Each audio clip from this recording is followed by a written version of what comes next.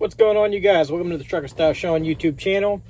Today I'm going to be talking about the 5 easiest engines to work on as an owner-operator just to keep your costs down. I'm back. Alright, let's start with number 5. Number 5 has to be the Detroit Series 60s, whether it be a 11.1 or a 12.7. Now, I'm talking pre-emissions engines, so sorry a lot of the 14 liters are out on this one. Yes, they are not that hard to work on, but not as easy as the 11.1 and 12.7s. Now, hold on, let me show a pic of this engine first. Alright, the reason this one is number 5, one, it's electronic still. So that's why it's higher on the list and it's not around the 1 or a 2. It is a very reliable motor, great on fuel economy, and it is very simple to work on. Damn near anybody can do an overhead on this engine as long as you're competent. Parts to change out, very easy, very cost efficient, nice, easy, simple motor. Good for a beginner or an advanced person. Most of the things on this engine, you can do yourself. Plain and simple. That is why this one is number 5. Let's move along to number 4. Number 4 is the Cummins N14 engine. Yet another electronic fuel-injected engine. So that's another reason why it's higher up on the list. But the N14 is a very, very easy engine to work on. A lot of the sensors are very easy to get to. You can basically self-diagnose a lot of the problems on these engines. Parts aren't that expensive, but they are very readily available.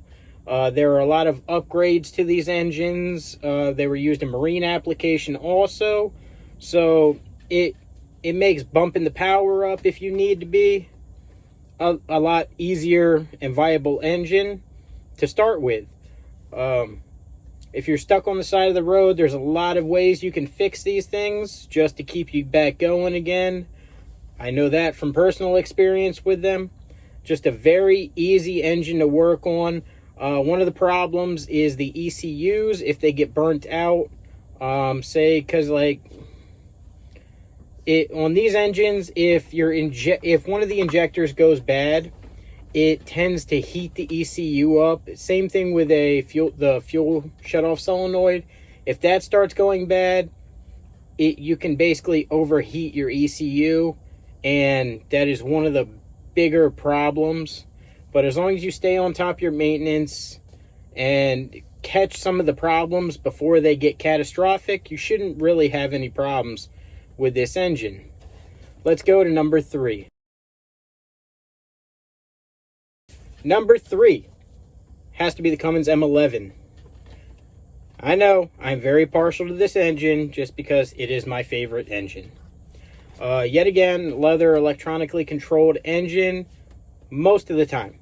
They do have a mechanical variant of that engine, but it is majority of them you're going to see are the M11 Select, Select Plus, and those are electronic controlled. Basically the same thing as the N14. A lot of the same sensors, a lot of the same problems, and the ease of fix as the N14. But reliability wise, very reliable engine, very good on fuel economy. I mean, hell, y'all saw mine. I had a big fuel problem with the truck, and I was still averaging over 8 miles to the gallon with the truck. That should be a testimony right there to it. I would not do an ISM just because there's too many electronics, but the old school Select and Select Plus variant of the M11, very good choice. Plus, a lot of the old L10 parts will work with it also. So you can get parts for cheap for these engines. They're very cheap to maintain. That's why that one is number 3. All right, let's bring us to number 2. Now, y'all know me, I'm not a cat guy. So, for me to say this, it definitely says something. But it is the 3406 A and B model. The mechanical variant. Very, very easy to work on. Yes, it is expensive, but it's a very easy engine to work on. You can do it with most hand tools. And, I mean, enough say with that. You can work on it with hand tools. As long as you take care of those motors, they will take care of you. That's really all I have to say on that engine. It is a very good engine, very strong engine. Not the greatest on fuel economy, but you still should get anywhere between the 6 to 7 miles per gallon range as long as you drive it right and you know where the sweet spot is on that engine. But we go to number 1 now. Number 1, you guys. This is my engine. This is the engine I like. Best bang for buck, in my opinion. But y'all gonna have to wait and see on this one. All right, number 1, Big Cam Cummins. Whether it be 290, 300, 350, 400, Big Cam Cummins is number 1 on this list just because of how easy it is to work on and how available the parts are. They were used in so many different trucks back in the day. I mean, you can get parts for them with such ease. A lot of the parts you can rebuild yourself. So it makes it 10 times easier. If you want to make good power with it, 650, 700, throw a different set of injectors in, tune that pump out, throw a bigger turbo on, and tune it. It's not hard. There's no fancy electronics. There's no tuning involved other than mechanically tuning it. But there's no computers. It is a very simple engine, and just by looking at your gauges, you can see what's going on with that engine.